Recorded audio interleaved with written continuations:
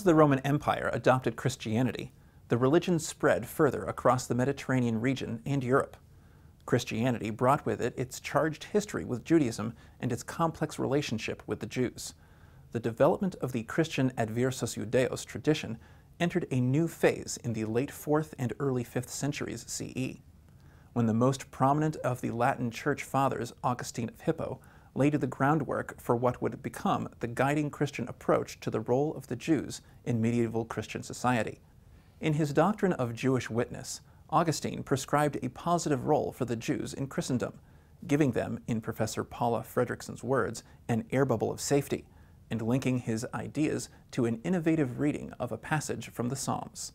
In his exposition of the verse from Psalm 59, in which God says about his enemies, "Slay them not." And Augustine applied this to the Jews. One should not inflict physical harm on the Jews, and one should not try to do away with their practice of Judaism. But the verse goes on. In that same verse, the psalmist said, "Slay them not, lest my people forget. Scatter them by thy might, and bring them down."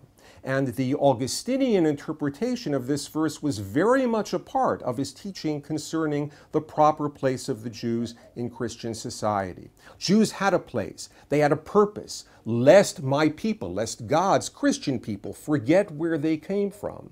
Jews were meant to survive, they and their books and their traditions, especially their books, which Augustine believed the Jews themselves didn't understand properly, but those books validated the claims of Christianity to have fulfilled biblical prophecy, if one would read those prophecies correctly. So one needed to scatter the Jews, bring them down, subordinate them, enslave them, but to preserve them as kinds of fossils of antiquity. They were stuck in useless antiquity. It's as if they're waiting on the platform of a train station for the Salvation Express to arrive and take them to salvation, but that train will never come because they missed the train.